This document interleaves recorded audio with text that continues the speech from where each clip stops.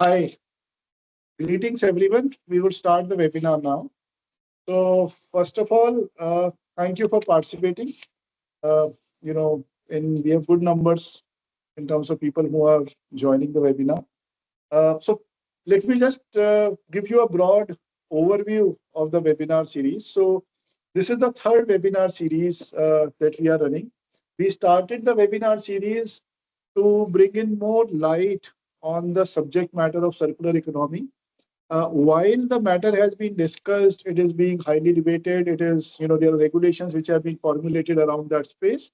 But uh, the more we, go microscopic, the more we find that a lot of issues are tangled in, they're not still clear. So the purpose of this webinar series has essentially been to identify what are the ways and means by which we can truly make circular economy happen. What is the transition? What are the transition pathways so that a large scale population impact can be felt? And population scale is really critical as a part of this series. So in the very first series of the webinar, we focused on EPR because EPR was introduced in India in 2017. Uh, and since then has been a very hot topic. We have seen systemic changes happening, regulations evolving. So the very first webinar series really focused on the different aspects of EPR. How has it been implemented in different parts of the world? What are the learnings? How is it evolving in India? Then our second webinar series, which happened last year, focused on closure of material loops. So as more and more pressure is being put on virgin raw materials, and brands are committing to both net zero transition as well as to take more and more secondary raw material as a part of their manufacturing processes. We wanted to discuss again different aspects. And one of the most important aspects was what is this material which is required by the brands? What are the technical specifications? What are the different supply chain issues that need to be resolved? So the second webinar series looked at many of those issues. This is the third series in the whole webinar. And in this series, we are focusing on circular futures. And again, the idea is to really map out the journey in the whole life cycle of a product. What are the different aspects that we need to take care of if we are to solve the problem at scale? This series will contain multiple webinars focused from design stage to end of life recycling.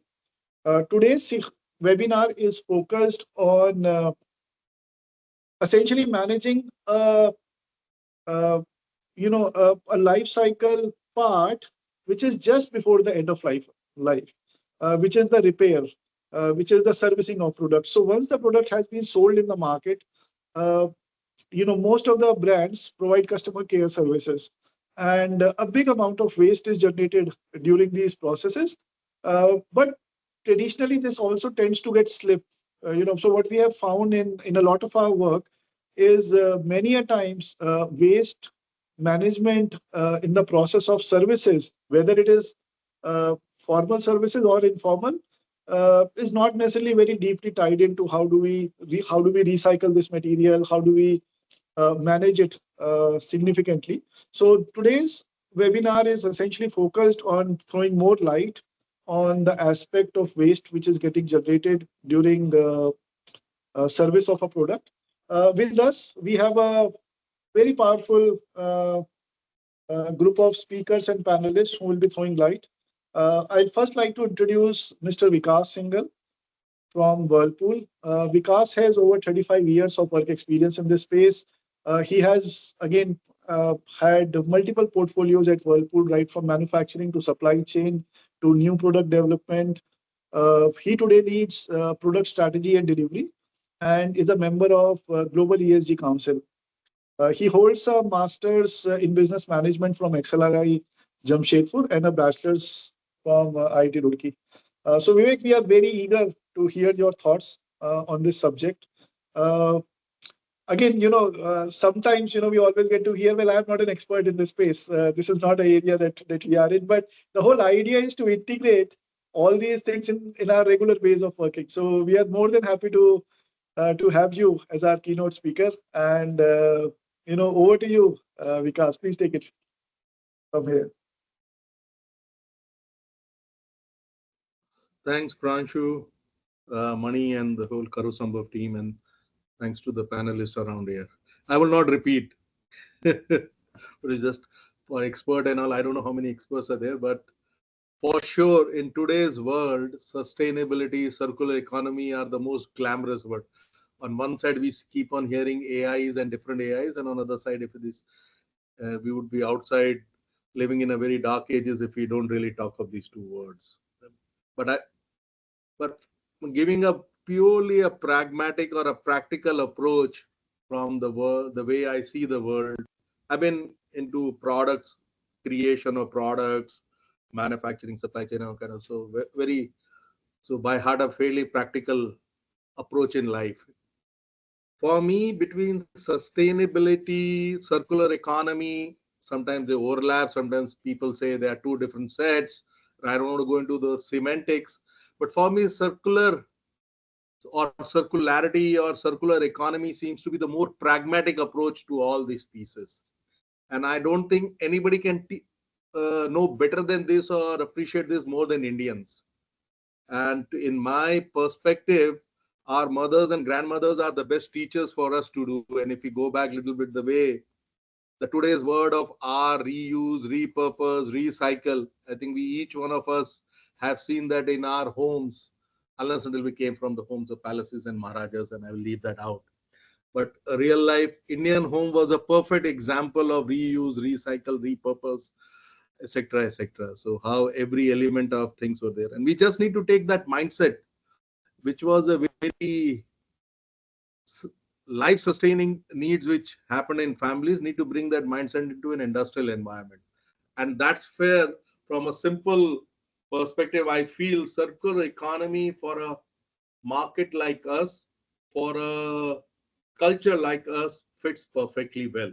And how we can enhance, my only concern is I think we don't talk too much about it. The focus is so much on one side, we keep on talking about net zero, which has become a very fashionable net zero by 2030, 2045, 20. So that's one number keeps on floating. And then you buy credits from somewhere, or nobody knows what net zero is. But then you just keep on buying on this, you keep on evolving pieces. But circle economy, in my mind, and if you put right kind of KPIs, is the most effective, impacts the sustainability or environmental piece or long-term features, but it is also can give you an results, or we may call it financial results, we may call it actually environmental results in the fastest manner. If I could just improve a product life by 10 years or 2x times, and you just take away everything out of the whole waste management, creation of new products and anything.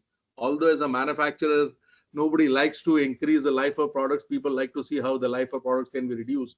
So that's a dichotomy out here. So in my mind, if we can really look at circle economy in a holistic manner, right from design to end of life, and not only talk about e-waste management or EPR, you mentioned, Pranshu, I think that is the core piece of around it. And with the like of penetration we have in our country, with the way of per capita income and lifestyle which we see across our country, this is a perfect answer, even to upgrade the lifestyles of people. If I could just make products, repurpose product or recycle products to a larger other set of economy, suddenly we see a far better. And I come from a home appliances industry. Even today in 2024, the penetration of washing machines in India is less than 20%. People between 15 to 20 people can keep on debating the exact number, but that's just unhealthy number, and it actually shows what is the lifestyle pieces. If I could just say, okay, towards the end of life, I pull out all washers around from home A, repurpose it, retrofit, and supply to home B at a far different economic value, then it just solves the purpose of country lifestyle, solves the purpose of upgrade of human living standards, and helps on to sustainability.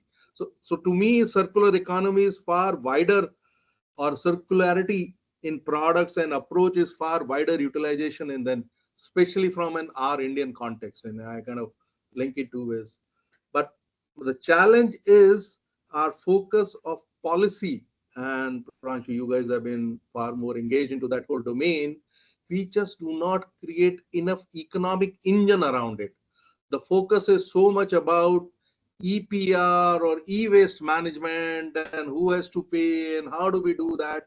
Instead of, okay, guys, just look at it a very different manner.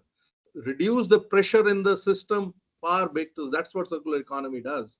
And once we are able to do that, create a right ecosystem, it really helps. Today, there is no incentive for a manufacturer or a designer to create products which can be recyclable or which can really extend the life.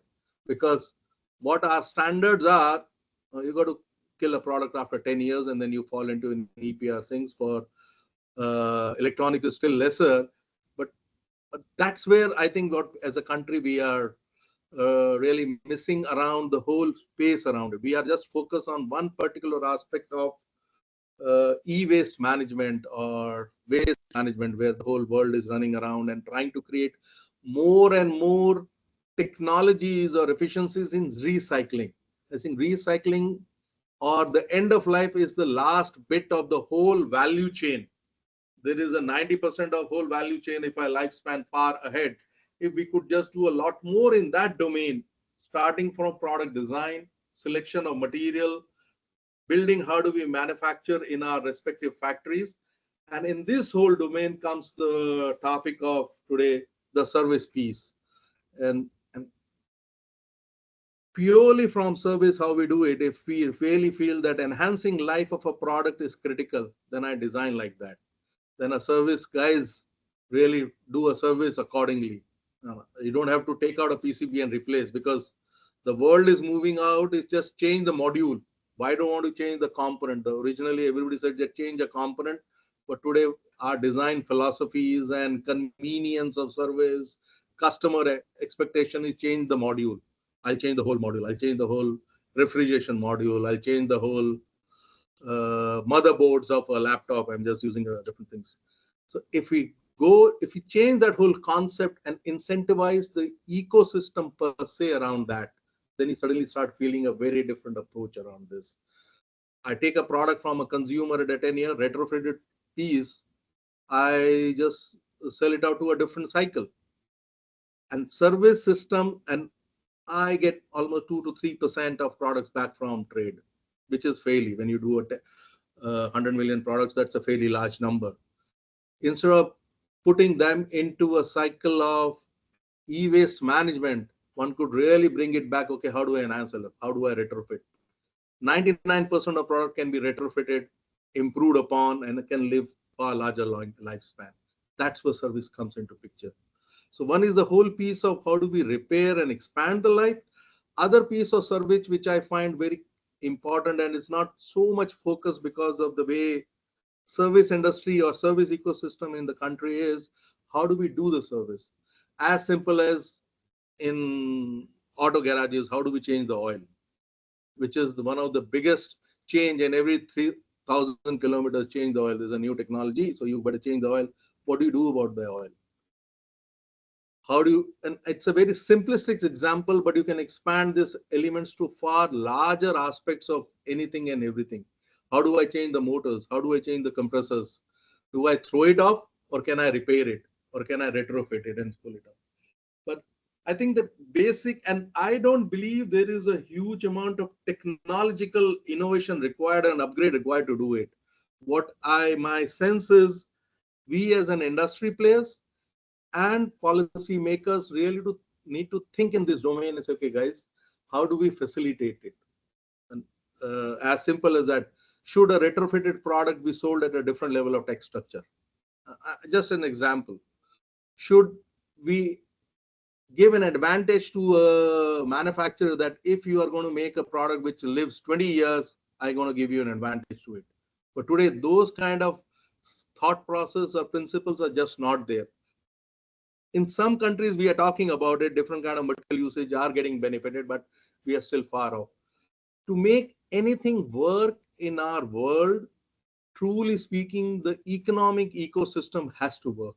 And if that economic model does not work, then we all remain a kind of just good conversation topics.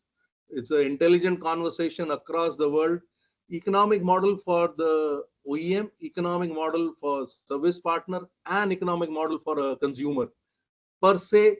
And if every individual in the value chain is gaining, fundamentally country gains. It is impossible that country is not gaining. So if we create that whole piece in a manner which becomes plus plus, instead of today everywhere we talked about sustainability or circular economy, cost comes that it is far more costly to do it. I firmly believe the models can be created, processes can be created which can facilitate it far simply. It's just a matter of looking at it in a different manner. Reducing load of, I come from a fundamentally a manufacturing processes background. Uh, Human ingenuity and efficiency of any process is unlimited. And this is the same on circular economy comes. If we can just improve the process efficiency, we'll certainly see we are talking of far different level of loads on the environment or on the system. And that's what is required. As a country, we cannot really move forward and just say we'll get a far better technology and change everything. That is not we are. It is critical, but we need to find our own ways and policies of really going back to our own roots and say, okay, how we really make it happen far better and allow it for larger good of society. Service, and instead of repeating what I just said, comes a very large piece of after manufacture, the service becomes the most critical piece in whether it is the OEM service or general service purposes, which really becomes, it's basically saying from a fountain pen, we went to a ballpoint. We really have to come back to a fountain pen and say, okay, we keep on reusing the same stuff instead of throwing that plastic ink refills again and again. And that's where the whole piece is. We got to go back to the basics and think of environment just not on an environment, but think of it as a larger economic build-up for the country per se. That's simply my small 2 bits around this domain, Pranshu. Thank you. Thank you, Vikas.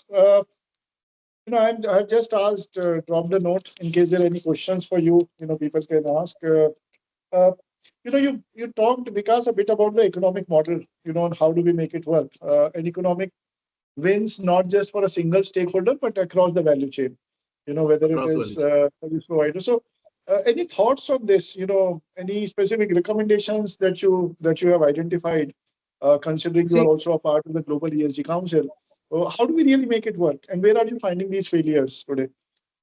So let me take an example of, I'll take 2 pieces in this economic model. And I'll put in a manufacturer view first, because that's a detail I have more visibility.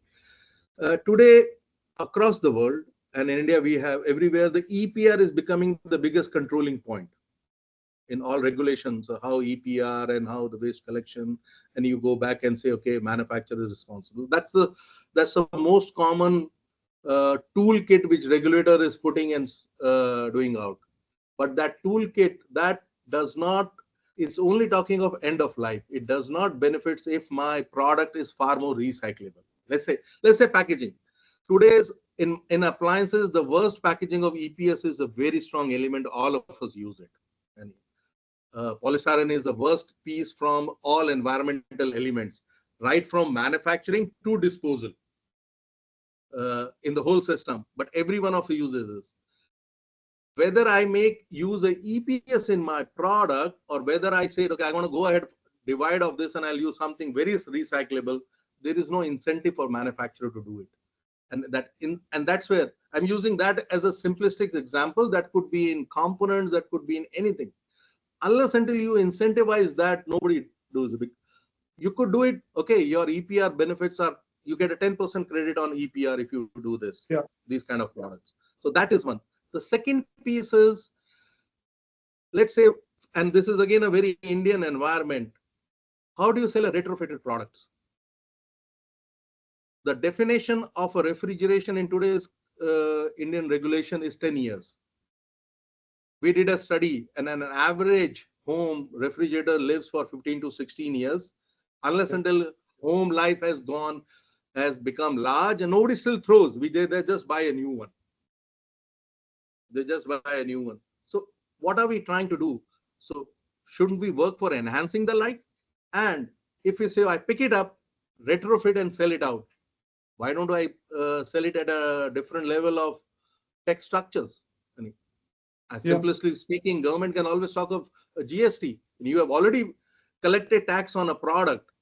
So if you want to so the tax on this whole value chain has been collected. So we are trying to make it to a second cycle, make it a real robust regular economy model. I put it instead of 18%, I say, man, I'm going to charge 10%.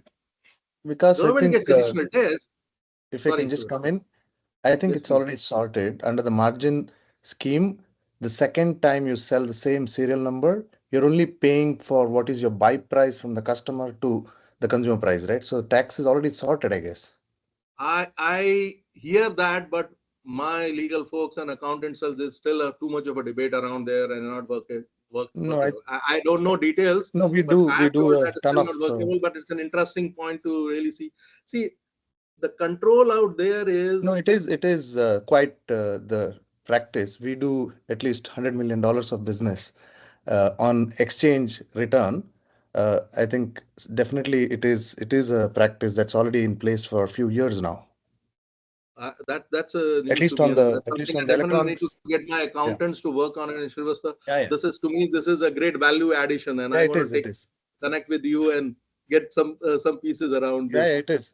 In fact, it's a challenge that how do you recognize that it is the same product, which is unfortunately. That would definitely there. Yeah. But one can always find some mechanisms around that.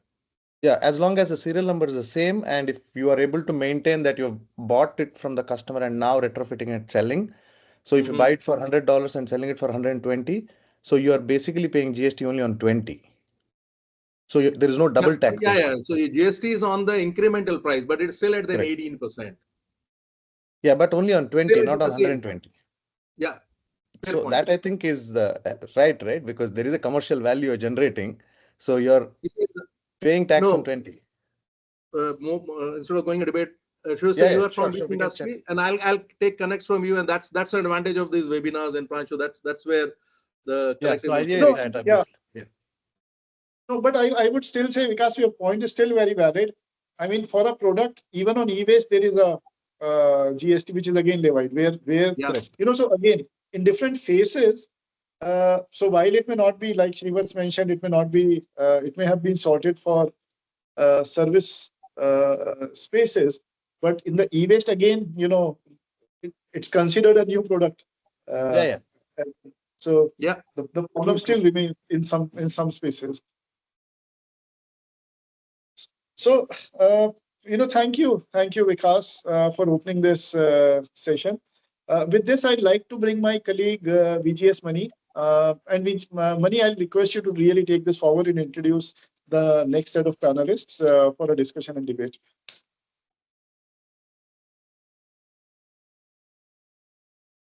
Yeah, thanks, Vikas, and thanks, Pranshu. Thanks, Vikas, for joining us and giving us your thoughts on the subject. And I know that I requested Vikas pretty much late, and he was gracious enough to accept the invitation and come and deliver the keynote today. So thanks again for being here, Vikas. For a moment, I will just kind of pass the mic on to my colleague here, Kirti, to walk through the names of the panelists and also introduce them, the profiles, etc., before we launch into the discussion with the panel. So Kirti, over to you. Thank you, Mani. Introducing the first panelist of today, it's Mr. Vivek Sharma. Vivek Sharma is the Vice President and the Head of Corporate Quality at Eureka Forbes Limited.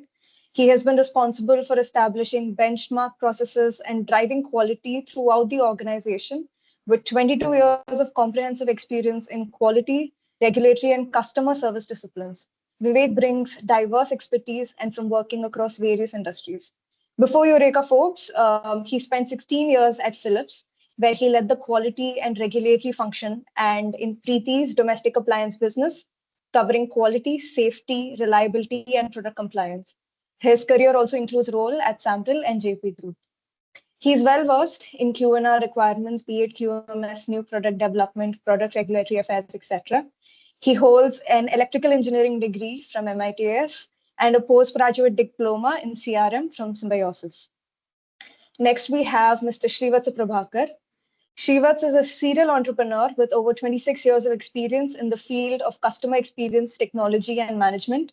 He's worked with companies like Nokia, Tata Teleservices, LG, Samsung, BPL Limited before becoming an entrepreneur in 2009.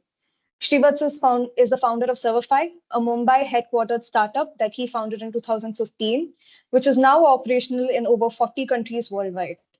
Servify runs insurance-backed devices, a device protection business, and exchange platforms for top OEMs, retailers, and telecom operators worldwide.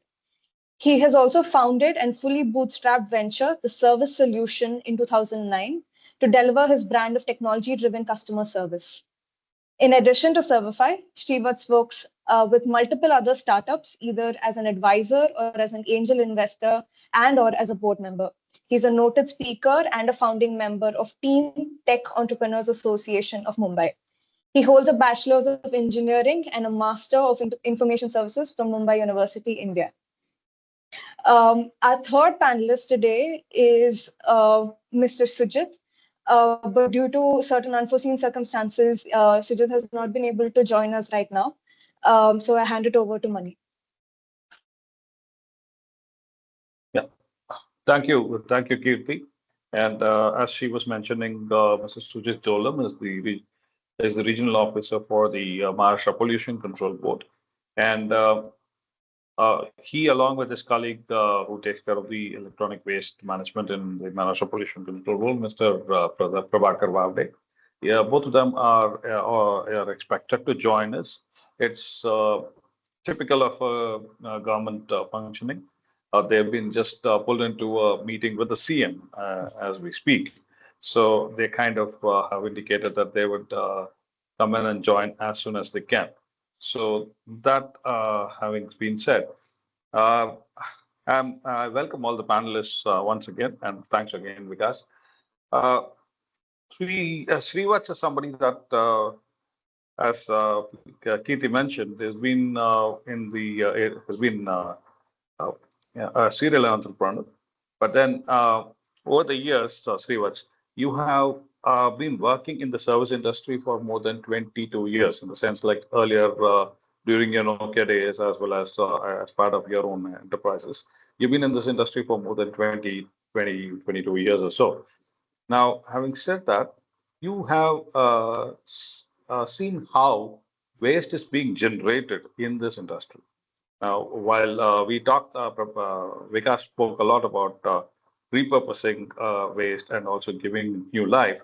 There's also a lot of waste that gets generated at this point in time. Incidentally, when you're looking at Sreevathsa, you must be wondering what's happening, because I think I should thank Sreevathsa in the first place that he has woken up at 2:30 in the morning now to join this call. Currently, he is in California on business, and despite that, and is interested in the subject, as well as for Karo Sambhav, I think he has made it a point to join us at this point, at this early hour today. So, Sreevathsa, over these years, when you're seeing these e-waste getting generated, how is the network looked at it? How are the people in the network seeing this waste, and how have they looked? How has the disposal of this waste been, and what kind of methodologies have been used? Have you seen any changes over the years that you've been in this business for so long? We'll talk about what can happen in the future, but then at this point in time, we'd like to hear that part of it over the last 20 years. What has happened? How things are evolving, and how they've been evolving. Over to you, Sreevathsa. Sure. Thank you very much. Yeah, it's early, but I think it's always the subject that touches your heart. So obviously your time doesn't matter, and obviously Pranshu and team, when you're all inviting, I think it's more of an honor to be part of this rather than anything else. So thank you very much. I think I will break this into 2 or 3 sections. I think over the years, one, from an awareness, I think even today, awareness is still very, very low. If you start from an OEM manufacturer side, there is tremendous awareness. They understand the responsibility. But if you ask the last leg in the service chain, which is probably a service center or a part supplier, who are largely outsourced third-party providers who just look at economic interest or running it as a business, forget everything else, right? So I think there is a lot to do and one can do a lot for sure. Now, I'll go back to an example of one of the OEMs, and I think there are a lot of OEMs who really, really take this seriously. And I'll talk about one OEM who's probably also one of your principal sponsors here, Apple. Apple never had, even for out of warranty service, something called as customer gets defectives. No, they said, look, you have a right to get defectives, but we will discount the price and therefore have a model called exchange price applicable during an out of warranty repair, which means the defective comes back to us and it's not lying at the third party service center. It goes back to Apple and therefore it goes back as part of circular economy. I think it's a very huge undertaking Apple took way back right when they launched service, because they said, hey, it's us who are responsible and can we take the whole returns of defectives also, so that either we can reuse or recycle responsibly or refurbish, instead of leaving it in the hands of service center or third parties. Yes, there is probably a parallel third party service economy that is beyond an OEM's control, but at least they took the first step. So I think, which is what in the last 20 years that we are seeing more and more OEMs saying, hey, it's our responsibility, let's collectively work together rather than just leaving it to the last person on the supply chain leg. Number two, from that's awareness and responsibility. Number two, if you still ask if this is, as an ecosystem, whose responsibility it is it only there for OEMs? And I fully agree with Mr. Vikas's point. EPR says it is OEM's responsibility, right? Ultimately, but it is not OEM. It is enhanced. It's everybody in the ecosystem, right? So, but I think that understanding is still, in my opinion, again, and rightfully so also, because there is no financial incentive for anybody else. For an OEM, there is a brand responsibility. They need to again produce and sell it to a.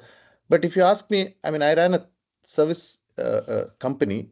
Had about 385 service centers, and before I selling it, it was never part of our KPI or strategic priority. All that we were looking at is how do we so obviously financial KPIs, which is revenue profitability, then customer experience KPIs, so NPS, CSAT. Beyond that, there is no other really environmental related KPIs, because do I make money? That's how people look at it. If not make money, can I add value? There is, I don't think there is any financial incentive to that effect. So if you ask me, unless that happens, like he also mentioned rightfully, that it has to be percolated across the value chain, I don't think this will happen overnight. And some of the tax incentives, like he mentioned, maybe there are some solutions, maybe may not be fully available yet, but even in service, why should the repair service be at the same product sales target tax structure, right? So small little things. I'm saying there could be a lot done, but I think over the years, at least from an awareness to responsibility, things have only gotten better, but there can be a lot more. One last point is also on the, at least on the devices that are handheld, in the best option. If you see countries like the US and Western world, where they are still looking at replacement as the solution, saying next day replacement, which is great from a customer experience, but are you doing it right? Instead of same unit repair. Again, there are companies which are saying, can we do same unit repair today rather than replacement tomorrow? Because same unit repair is quite possible if you plan parts well, because you have set up the service infrastructure, rather than sending a new device from a central hub, which is involving logistics. So commercially, it is not a viable solution. Still people do, because that's probably easy to execute, rather than doing same unit repair where you need to get thousands and hundreds of parts and plan those to be available at your service fulfillment network.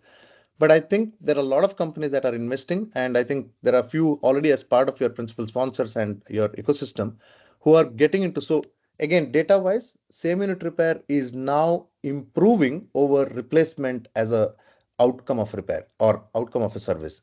So which is also, in my opinion, again, top down, starting with the OEM principles. Your products needed to be designed in that manner that you can do a same unit repair, or not a module level repair, but a component level repair. But I think it's also right from design to execution when it comes to supply chain planning, which is also what is, I think, the change that I'm seeing in the last 20 years, which was not the case before. Hope I made sense. Continuing on that point, Sreevathsa, Yeah. what used to happen over the years? Again, I'm looking at the path that you've seen. What used to happen over the years in terms of the components and some of the products that really could not be repaired? What used to happen to the products? I mean, which was the route that was following, and how has that changed towards now?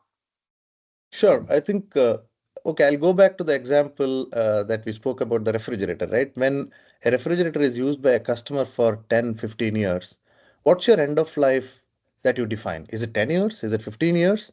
Is it 5 years? But maybe you may define for compliance purposes 5 years, but the customer uses for 15 years, and you want them to use on an enhanced basis, right?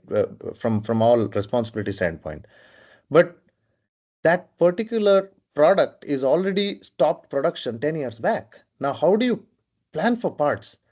So you need to have that visibility of planning parts unless they are standardized, modularized parts. Maybe compressor you can plan because compressor is also the same compressor that. But imagine a air conditioner where a grill. Customer says, I need a grill even on the 12th year of my usage. But that air conditioner you have stopped production 12 years back.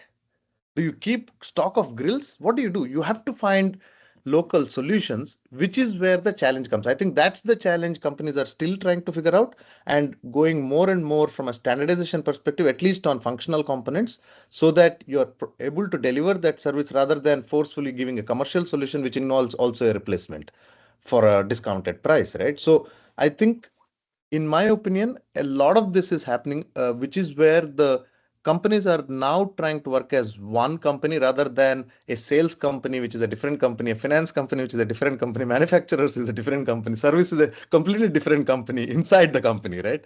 I mean, I can tell you 20 years back, my experience in service, we were not involved in any of the strategic processes or plans, which is changing significantly. Now, service is part of the whole planning process. It's part of the strategy. It's part of the design, which I think is also helping. But yeah, so I would say it's getting better. Everybody, I think, understands and bringing that one company approach within the company. But that used to be so different earlier. And this example, I think, is a real challenge, right? And I'm just giving example of a refrigerator or for a air conditioner. Now imagine a company that has 20 different product categories, like a Samsung or a Whirlpool or some of these large, very responsible companies, and the challenge is real. Yeah. Thanks, Sreevathsa, for that. We'll come back to you. I'll just pick up on some of thoughts from Sure. Vivek. So, Vivek, again, going back with you. In fact, Eureka Forbes has been a pioneer in kind of the way the sales used to happen in terms of going demonstrating these products with the customers at their location, showing their capabilities and ensuring the sales. They actually never went retail in the initial stages. Even now, I guess they're more direct to customer than going through retail. Now, in your experience, and you've been with Philips earlier, as now with Eureka. In your experience, how has been the understanding of compliance, and how has been the understanding of the responsible recycling, or within the network, whether it is inside the system or either in the service network? How do you think that it is going to go forward? Yeah, thanks, Mani. If you see, I think both the panelists have clearly mentioned that the awareness is a biggest challenge. If you see, because I have worked in Philips for almost 2 decades. Being an MNC, there were certain regulations which were imposed, and because of that, like EPS usage, EP usage, that were completely banned across Philips categories, because they started banning that product categories in Europe, US, then followed by all the countries has to follow. But when I joined here, I saw that because being an Indian company, people are aware of APR, this credit requirement, compliance requirement, but again, the competitiveness, price structure, P&L, all the, you can see the economics is actually one of the biggest hurdle when a company like Eureka Forbes or some other similar company, they understand this thing, but this also comes in picture.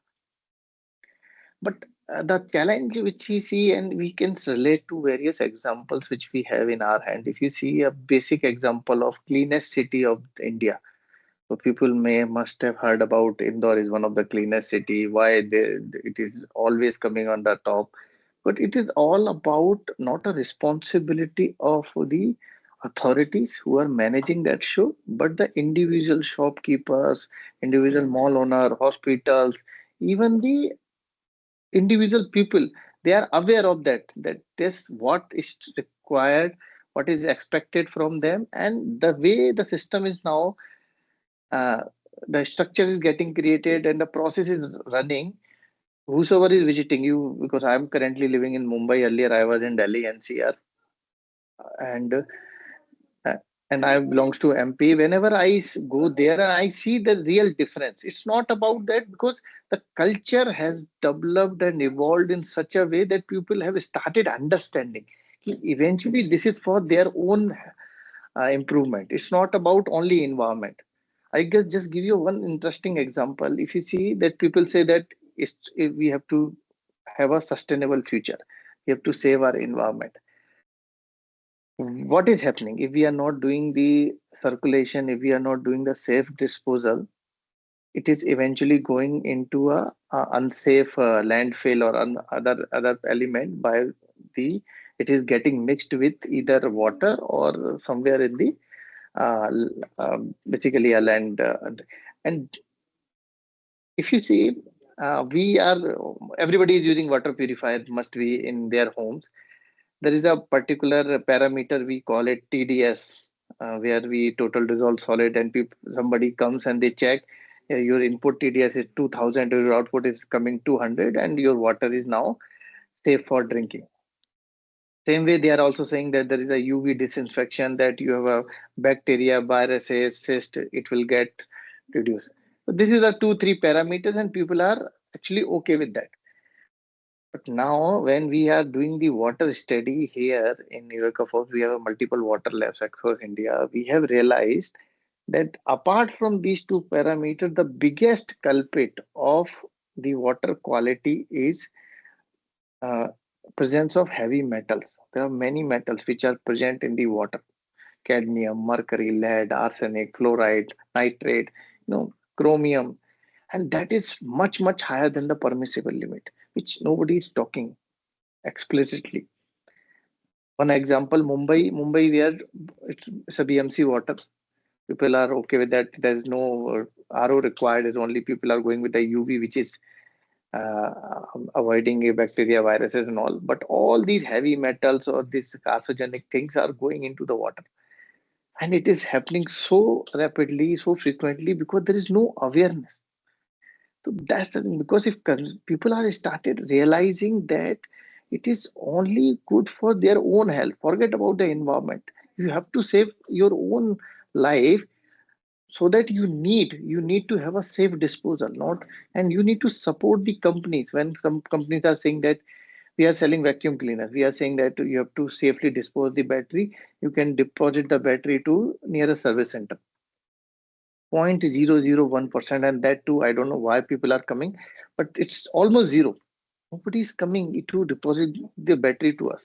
It is going to the local scrap vendor, and eventually it is spoiling the entire environment, and which is full of, you can understand, lead and other contents. So this is something, a lot of awareness needs to be created. Financial incentives and all these things, that are the catalyst. Definitely it will work for the manufacturer, for the OEMs, for the other brands who has to follow those guidelines. But when a lot of, like recently we have started in Eureka to educate the customer on these heavy metal. Or just give the example, recently we have launched one product also, heavy metal removal, only for market where there is no RO. so that people can understand what is happening. But these are very, very small bits of understanding which we are trying to create through our direct sales channel, where we are going and giving the demos to the societies, going to the consumer place, making them aware that why these are required and all this thing. But it should spread at a larger level. And it's making a simple regulation. A lot of parallel operators are taking, people are buying the credits and here and there. It is actually not serving the purpose on this entire circular and the circulation, or the what we call it, the proper disposal or proper recycling of those parts. One more recent example which I faced here specifically, in previous company we used to buy the regrind plastic, but that was one of the mandated 30-40% of certain product category, because it was mandated from the uh, Europe's Holland site, from Philips headquarters, that you have to have this much of percentage. There are few service provider, and we used to buy that plastic at a higher cost, because obviously to make that plastic sustainable, because you have to first segregate properly ABS plastic, PP, all these kind of plastic. Then you have to provide some kind of additive to make those kind of a strength which is required for a product requirement, and that is happening. And but when I saw around most of the local player of kitchen appliances or small domestic appliances, where the prices of the recycled plastic is around 20% cheaper than the virgin plastic, and which is, you can understand, which is actually defying the purpose. Means the way it is getting recycled is highly uncontrolled way, and then it is not meeting the required uh, expected output. So, and this is, which is happening here also. People are saying that let's go for a recycling and we can have a reduce the cost per se. But when the discussion came, if you really want to have that kind of thing, you need to actually increase the price. It will not reduce the price. Sometimes you have to see. So those kind of a thing is actually purely on the awareness, more campaigning. Once people start understanding that this is not only for environment, this is for a bigger purpose, then I think this entire chain will start rolling in very smooth way. One other example, in water purifier is a highly service oriented product. So we have a more than 1,500 service centers all across India, third party service centers, because this requires servicing every year. Most of the filters are getting changed and all that stuff is happening. But when it comes to taking back those items back to our custody for the safe disposal and all, there are a lot of challenges come, because a lot of local service providers are going, servicing the AquaGuard filter products, saying that this is a filter which will also run for 1 year and all. And that inside part is like basically a sediment filter, which we may be knowing about. It is made of the complete PP plastic in most of the local made filter, and which you can see that huge plastic is going inside of that. Whereas in our case, if we are using the yarn based kind of a filter, which is very limited plastic content into that. But those are actually floating in the market just like anything, and no filters are getting disposed safely. So those are the things which I saw that what is happening on those front, especially on the serviceability part of it. How can we create that network so that those products which require a regular maintenance, regular exchange of the filters on a every year basis, how can we control this entire? There are a particular program which we have recently started. It is a early days to bring back all the things, try to take most of the plastic out of that, try to recycle that plastic to use in the low strength part of that. But it's early days. But what I'm saying, the local player, 90% of the filters are being sold by the local players in the gray market. That is happening, and which I see from on a daily basis, which is hurting financially also. But from this environment point of view, it is something uh, which you can easily witness on a daily basis because of the lack of awareness. So this is something I think it's good that you guys are also taking that lead to create some kind of awareness. People will start come forward, but the I think scale should be much larger. And there, I think government, instead of making a policy alone, I think they have to run various programs and try to create awareness in various ways. It's like a UPI, they create the awareness, and now it's basically something which is running without even pushing anybody to do the UPI transaction. That's a one kind of a program which has been so successful. So it's all about, I think, um, a more understanding of those things by creating some of the communication, media, TV campaign, government sponsored TV campaign.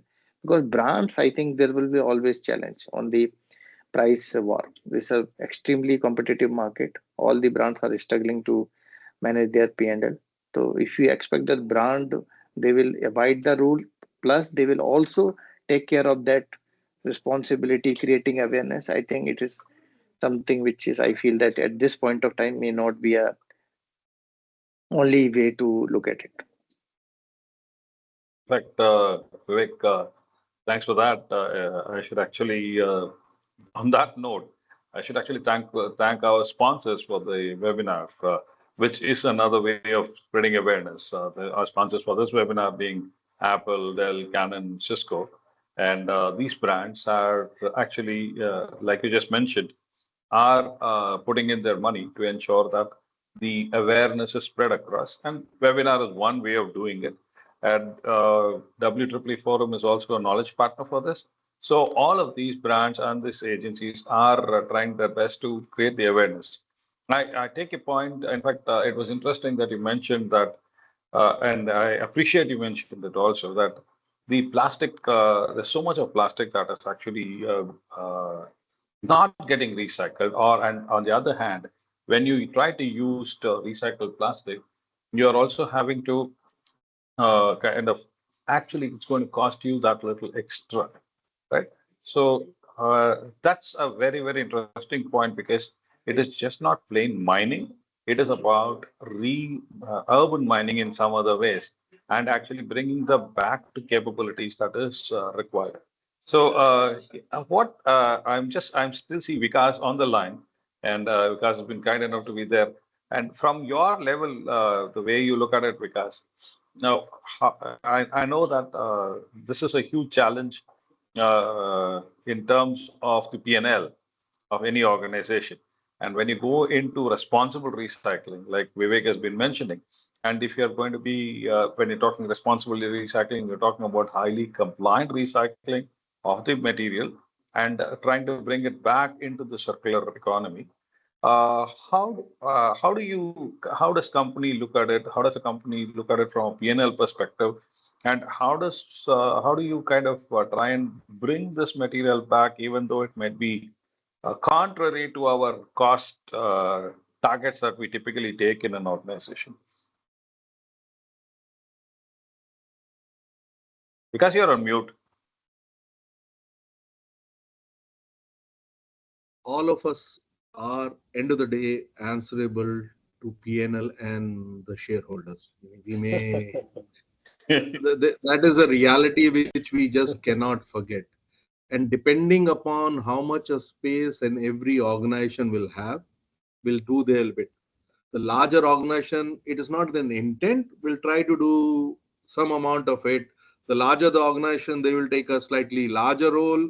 And end of the day, I've seen even larger organization. Fortunately, unfortunately, I've worked for American MNCs all my life. So the year the P&L is not good, so everybody starts becoming. So people would like to do good, but it is not sustainable unless and until there is an economic model across the value chain. And Vivek mentioned the low cost filters and all, and etc. etc. And unless until the economic model works, because what we are talking about a long-term impact for a family or a quarter-to-quarter employer, it's just not visible. And we can always say by theory, 10 years down the line, the returns will be better. And I've seen Apple, and we've seen Coke, Whirlpool, and with Nokia, we've had a lot of conversations. The intent is there, but the fact of matter is that because end of the day, everything is linked to P&L. There will always be only so much done. And that so much is not changing the environment. What we want to really change the impact, if we really want to create an impact, because the problem is so large, it needs a far bigger impact to do it. And otherwise, that incremental effect of few people, whether it is Whirlpool, I might be spending an X amount of $1 million, but then that is a limit. And I want to do, the chairman said, okay, guys, that is still a limit. It is not that what more can I do? Same as with Apple. The limit could be instead of 1 million, it could be 10 million or 100 million. But that is not enough to really change the world. To change the world faster and have it some impact within our lifespan. I mean, let me just look at that. That is where the economics of the system has to work. Awareness will help. Consumer will pay 5% extra for sustainability or better recycling. And everybody will have that cut, but not beyond a point. And that's where, unless until the larger picture gets into it, the world just doesn't.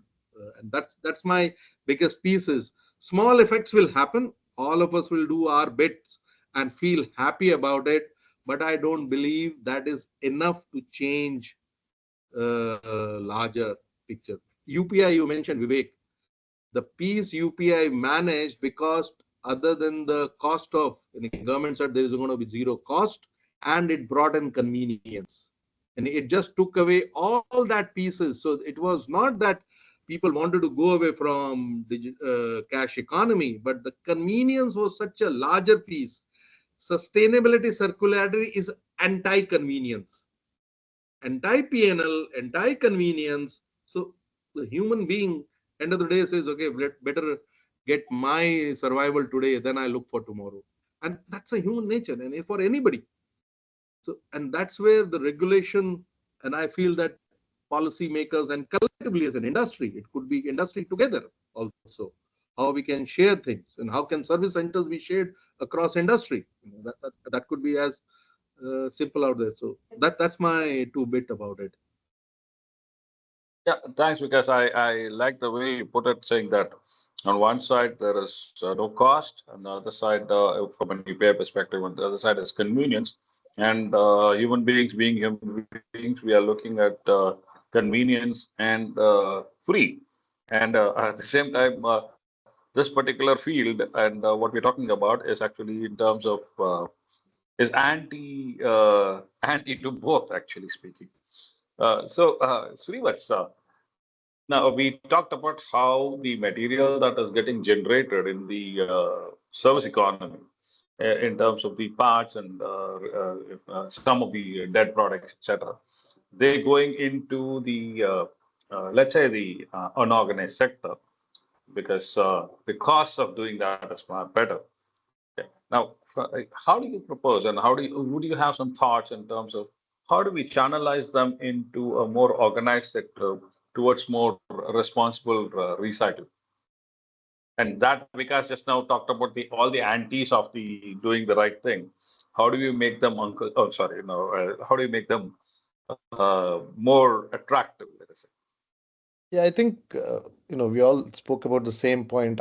One, I think it has to be holistic. Second, there has to be a financial incentive for doing all of this. It cannot be just told as a responsibility, but unless the whole ecosystem comes together. So I'll give a couple of examples.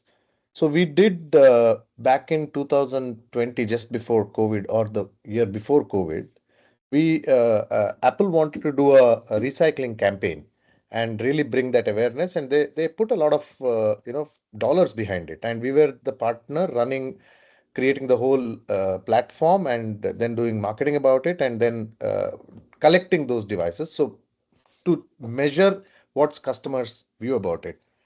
So nobody gave. So we created so much of noise about it, but when a customer has to return his old unused laptop or a phone that is lying in the drawers, or an iPod, for example, which today I don't think any customer uses, but some of them still had it.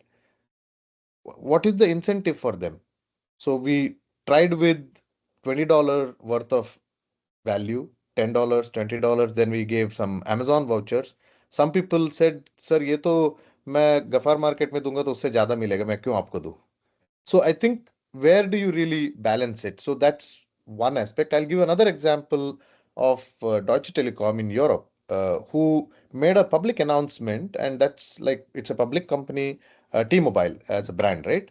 So they said 25% of our new subscription, because in the Western world, uh, carriers or telcos also sell the devices, right? So they said 25% of new subscription will come from only used devices. So, which means they started procuring used devices. They couldn't even meet 5% of the demand. So they said, so it's an anti OEM priority, right? Why will an OEM come in the picture to help them procure used devices when they always sold new devices? So where do you really bring the balance? And that's where third parties and unorganized sector, which works with all those price advantages, you can never fight with them. So unless it's a collective effort, in my opinion, this is a long solution. I don't think this can be solved so easily. Yes, you can build all the procedures, and like Vikas mentioned, big companies will always take the first step, especially those who are pretty mature.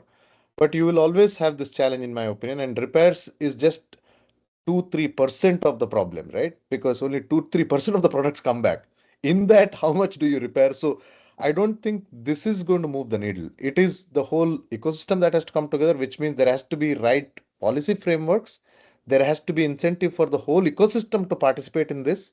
And how do I mean, one example is probably tax benefits, right? At least so people do not pay or do not charge those taxes, and that's probably contribution from the government. From a OEM perspective, probably yes, they will produce more for recycle or the whole system of repairs to exchange going back to their manufacturing, which is what Apple is kind of saying, right? 2030 they'll be 100% neutral, which means the whole ecosystem ensures that the used product or the defective parts or the returned devices goes back in the manufacturing in some form or shape. You may not be able to do everything, but there is something that goes back. So it's, in my opinion, the whole ecosystem has to work together. But unless there is financial incentive, I think this will be good, nice topics for discussions, but everybody will still complain. I agree with you. Yeah. It is a lot of debate and discussion that can happen, but at the end of the day, how do you make it? How do you come up with the right solutions for it? Is the Yeah, question again. In sustainability has fact, to be sustainable, right? true. In fact, if you had looked at one of our LinkedIn posts, Karo LinkedIn posts a few days back, we had mentioned that. We have already, and this is hardly August, and the first few days of August, we had already consumed the resources that the Earth can generate for sustainably generate in for a year, which means that within the first 7 months we have already consumed, and the remaining so 6 months, no 5 months, we are actually borrowing the resources that can possibly be generated from the next year, and so on. So I guess this is going to, if you kind of do it in a cumulative fashion, maybe and we just started from this year, for example. Maybe in the next, by end of next year, you would have finished off the year after, and that's about how it is. So we keep talking about how we are borrowing and we are kind of taking things away from our future generations, but this is exactly true. This is truly happening. And really, I'm hearing all of you speak.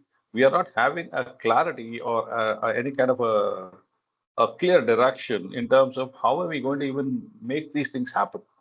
Okay. So again, coming back to you, Vivek, uh, in your opinion, again, towards the responsible recycling, where how do you think that your service channels can be the awareness in the service channels can be improved, as well as also how do you ensure that the material that is getting generated within your service channel actually flows into responsible recycling? What are the thoughts? Are you evolving strategies? I know you're kind of building the entire compliance process. That's what you were talking about within your system. So how are these going to Yeah. lead to the responsible recycling? There are two aspects to it.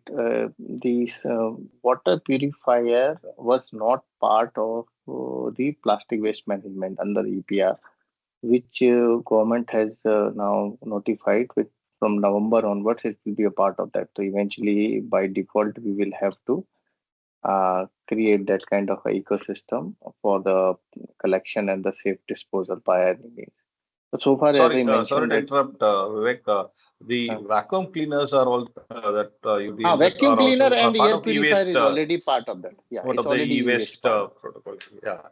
Yeah. Yeah, Sorry, go vacuum on, please. cleaner and this came last year. I think that but overall the target are not that high. So I think we had and the it was not the product which require a frequent service. So it is something where the repairs are highest, where the PCBs and other things technicians are going and they are replacing the either repairing that part or either replacing the particular module, either PCB or the motors and all. Those things are anyway coming back because that is the guideline that all the consumption which is happening either within warranty, outside warranty should come back. So I think we do not foresee much of challenge on that side. Whereas in the biggest chunk of our business, which is 80% of our total turnover on water purifier, which is 2000 crore plus, we have the biggest challenge where it is requiring a regular servicing, regular consumption of the filters, where filter has to come back. So those things we are now starting it communicating, but at a very initial stage because the regulation will come from November onwards. Then we need to see. But the to not only from that point of view, just to keep a check on pilferages and some of the leakages in the system that we are now asking them to send back all the replaced part, all the replaced filter which is happening at the marketplace, whether within warranty and even during the AMC period. So that I think that is still again I say it's an initial stage. On July 3rd only we had rolled out that process. So then we want to create that kind of a structure where all the 1500 service center will have to send back those parts to back to Eureka Forbes from there. And this is channel. Then now we are trying to search some of the service provider who can, as a standard process, who can take that and their disposal facility and buying the credit from them. So that is another way of looking at. But yes, but it's a huge actually the process which we are now going to enter from next year which will again already we have budgeted some of the part, but even the next financial year onwards, it will be quantum will be much higher, the way I see it. Sreevathsa, would you also in your system be ensuring that the parts come back to some kind of a consolidation point and from where it can be channelized to the right recycling partners for responsible recycling? Would you say that?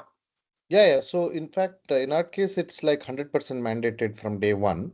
So everything is coming back to a central location, and obviously we use again OEM approved or OEM partnered channels for recycling, and that's how I think we also, in some form or shape, have a contract with Karo Sambhav commercially also, right? Or contractually.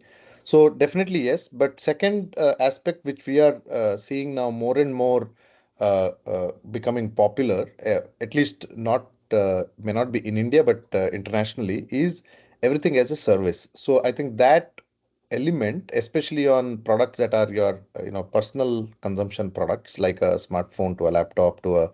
So if you see, Lenovo has been doing very aggressively, very everything as a service, right? Product as a service. So which means you are not now leaving service in the hands of a third party.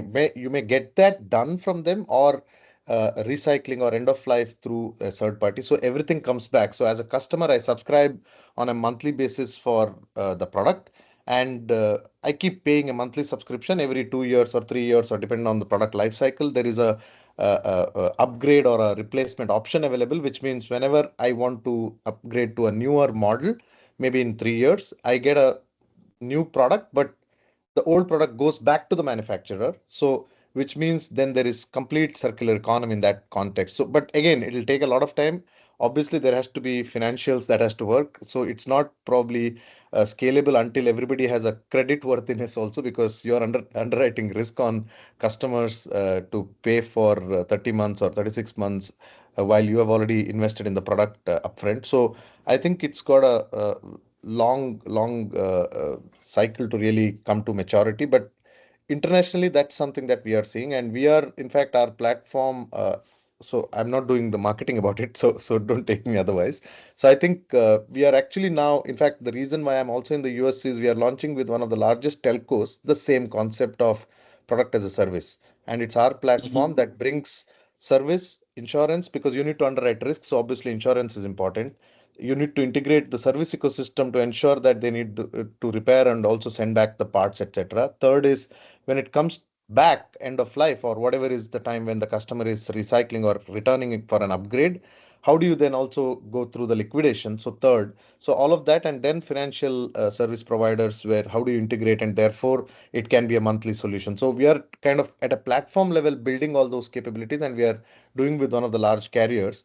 But I think, like I said, it's too early days. Not everybody can probably do, not in every market. Like definitely India, where we have only 70 million credit card users. I don't know, on a 1.4 billion population, we can really scale it. But at least those are some of the thoughts, and at least we are fully kind of focused on those actions. But when it comes to repairs, anything when a customer makes a insurance claim, or because it's out of warranty repair for a service provider, but parts come back to us and we ensure that it goes through the OEM authorized supply chain for safe recycling. So at least that's 100% mandate right from the day one of our business. Fantastic, fantastic. Thanks. In fact, Sreevathsa, that reminds me, uh, this way of the product as a service is interesting that you call it that. And because when I look at the automotive market, especially in mature markets like the US, this is a very common practice. Again, lease and buyback. Absolutely. Lease and buyback keeps happening, and most people have moved to that model. And I'm seeing that in India. This is coming in, and it's being called as a subscription model. I'm not sure how many people take that at this point in time, but it is interesting that at least the subscription model is being kind of sold in India, so to speak. And when I'm hearing that, Vikas, are there any global best practices within the Whirlpool umbrella, or within any other manufacturer that you know? Is there anything different that they're able to do to overcome these challenges that we've been talking about for the last hour or so? I haven't see every part of world faces the regulatory framework, and that's a fact.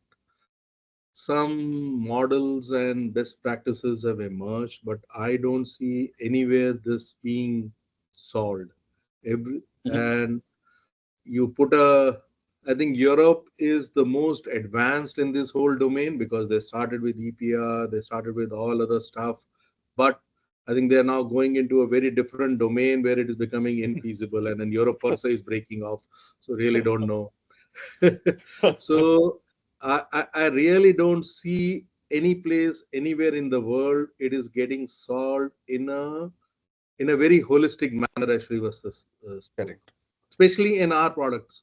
I see small examples on small appliances and mobiles, and where it is more friendly and where people, because wherever product is linked to a service and can be tracked, I still see some feasibility of tracking the value chain. Correct. Especially in the large products like ours, where it just loses and the product tracker is nowhere anymore. So it just can kind of pops out, and so it's very limited approach. I really don't see something which has really cracked. Okay, this is a market. Let's just flow it out. On service, at least the whole recycling and refurbishment, UK was doing among the better jobs, but no more in the UK. That is more to do with UK per se. So I really don't see anywhere this piece has been solved. And we had and to Vivek's, we had a water filter program, and if they don't crack, we wanted to put a chip that the water will not flow. in our refrigeration, but it just doesn't work.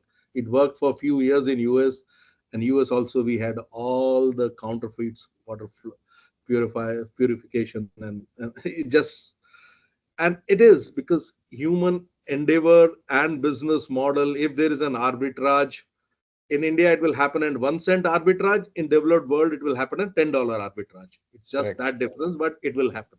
Correct. Absolutely. In fact, Sreevathsa, I've seen you uh, humored by what Vikas has been saying, and you have taken No, trees, as you actually, mentioned yeah, earlier. because no, Now, I think he just told it very point blank. What is the reality, right? I mean, especially in large appliances, even if one has to take all the initiatives, a used washing machine or used refrigerator, you may sell a 30,000 rupees refrigerator. When it comes back, what's the value for it? Logistics cost is probably more than the potential value of the refurbished refrigerator, right? So I think practicality is really a challenge, and I think that is where there has to be some innovation around. I don't know how, but and to his point, yes, in the US probably it's $10, so labor is expensive here, but in India it's 1/100th of that. So arbitrage is really it's just the amount of, I mean, the I would say the percentage difference, but it's the same. I don't know if to say if it is not good to say, right to say, or good to feel happy that in this particular aspect, we are all the same, whether we are in India or anywhere in the developed world or anywhere. It's absolutely the same. The scale may be different, the value may be different, but at least, but otherwise, it's all the same, is what I hear from you guys. Okay. So, Vivek, any closing thoughts from your side?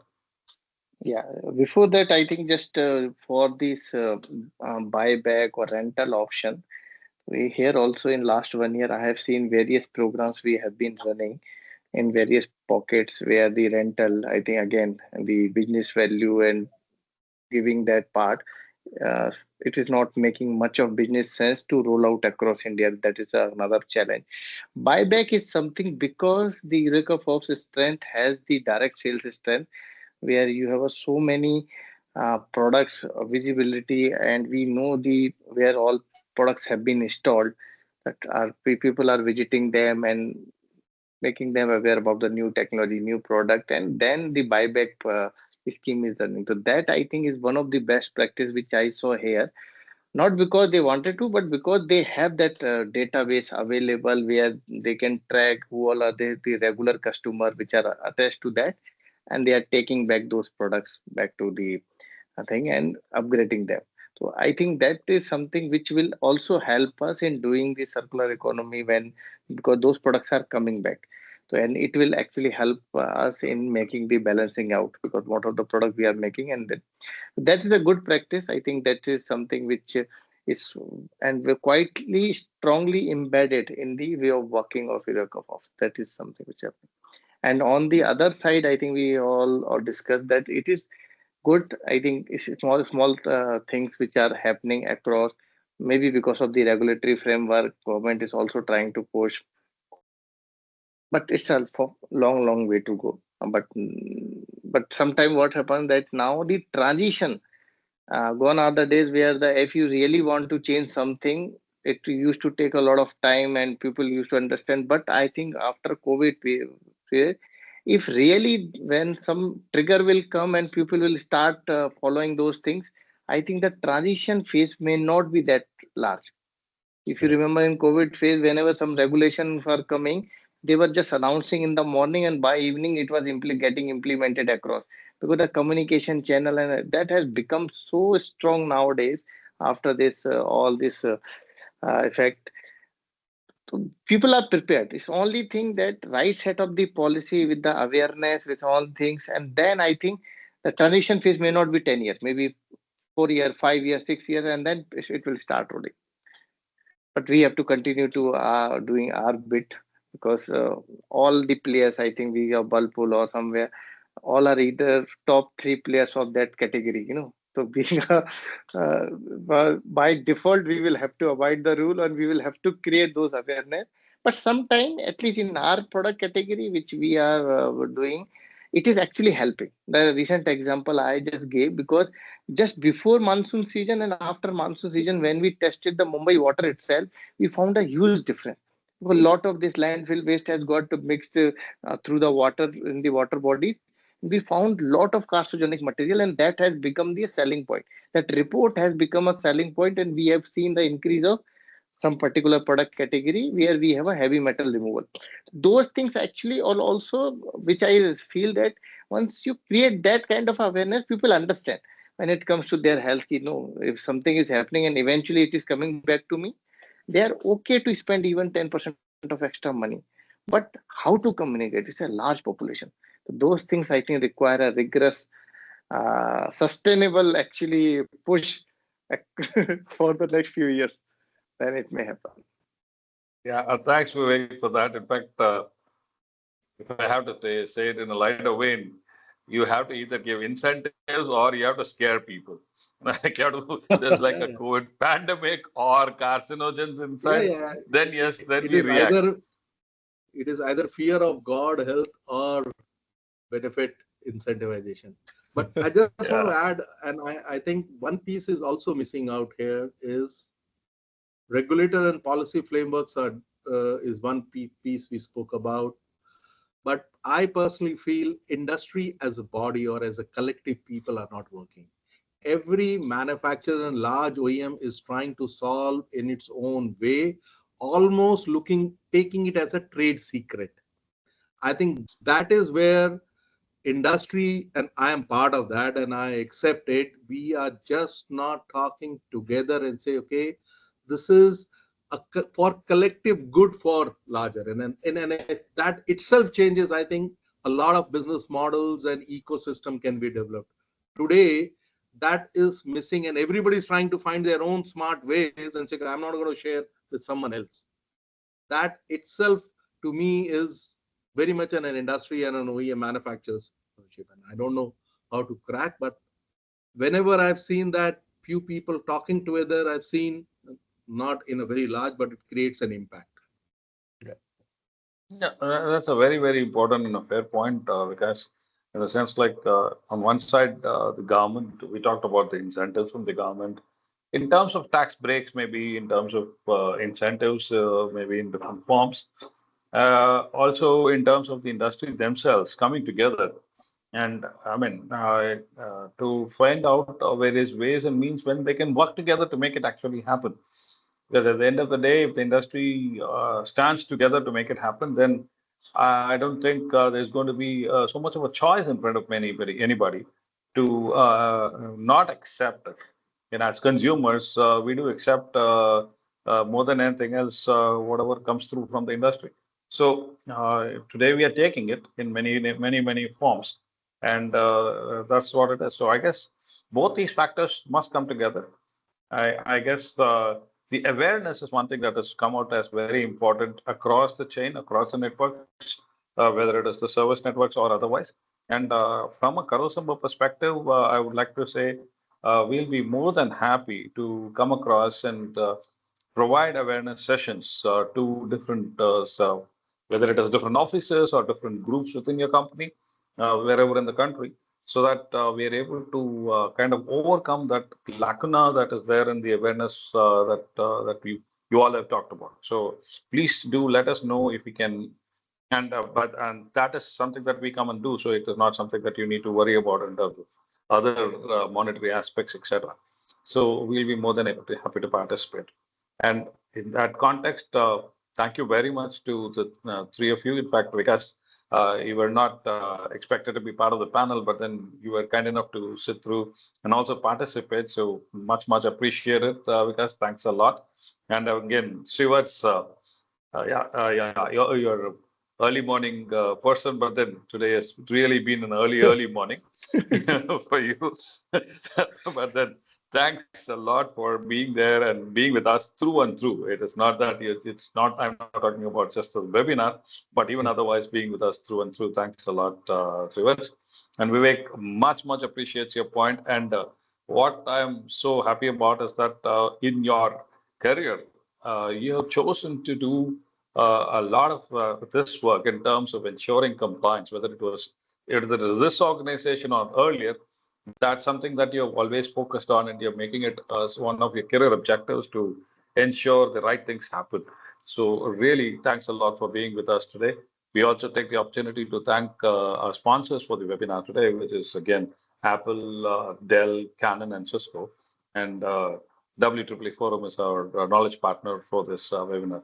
So thank you. Thanks a lot, everybody. And we hope to see you all again in the next one, which will be sometime the next month. We'll keep you informed, and we'll go forward from there. Thanks a lot. Yeah, thank you very much. Thank you very Thank much, you.